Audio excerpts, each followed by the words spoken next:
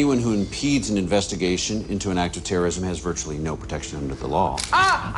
Sasa arabizi ko umuntu wese ukoze icyaha aba adafite uburenganzira cyangwa iki ngiki muri Amerika cy'ubwiyahuzi n'ubuterabwoba. Where are my... nta burenganzira afite imbere y'inkiko rimwe na rimwe abanza kuba tortured. Okay, but I could find out. Navuga aho Michael ari na mugenzi we Link. Well, Michael clearly cares more about winning than he does about... Sasa ngaha mama yasaze. Uyu mwana w'ikigoryi ngo ni Michael yitaye ku nsinzi ntabwo yitaye ku buzima bwa mukuru we. What? Ngira ngo nagashaka kuko ubona mwishika wawe. Ninde? Yarabyumvishije. Banerjee's on the phone. He wants to know. Sasa ngaha wa mugabo mu Buhindi Prime Minister akeneye ngo Sila ejo yishyuriye amafaranga ye bayimuhereze. Yabahaye miliyari ikabakaba. Ibiro make ngo yuzure. Next 10 minutes you're gonna wish he'd let you fry back. Nimba nabonye Sila minota 10 yonyine imbere cyonse cy'ubwicuza impamvu avuye muri Fox River iba yarapfiriyemo. Gusa cyonse cyo muri umunana agashaka ko upfa ubonye akana kishwa kawe. Mu yandi magambo. Hello. Ntabwo Barrows yaraswe mugenzi Sarah Tancredi atwite arabimenye. Had an understanding. Binabahari baracyamwishyuza. It's crystal clear. You did. Muzehe ufite Sarah akeneye umuzanire imari ye. Killed Sarah. That would be a lot easier if I had something in this hand besides a gun.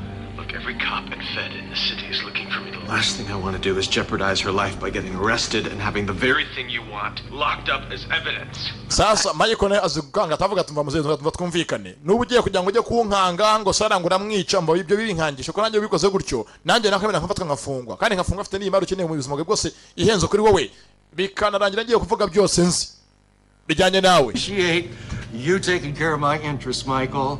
I do. And believe ba Michael ntabwo ita ku nshingano zanjye nibyo nkeneye hoya ni inshingano zanjye ku giti cyanjye kubyikorera. in 1 hour I'm unleashing Bagwell. Wevuga byinshi garagara ahangaha mu isaha imwe cyangwa n'utabikoze. Bagwell akora akazi. 1 hour. Nyene igihe kirenze ati hoya ndaguha isaha imwe. 1 hour.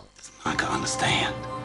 Ese Michael yabaze ibyo turimo nahanga kuntu bimeze cyangwa aze ngo turi mu mikino. I'm not talking. Erega badukanzwe mbere hose. That boy has messed up every chance I've ever had of freedom. Sasa anga T-Bag afite inzika Michael. Yangije ubuzima bwe. Amahirwe yose yebeshe T-Bag kwishyira kwizana. Yose Michael yakandagiyemo. The goodness job with an office and a desk. What kind of a job is he going to get you, huh? What's he going to trust you with?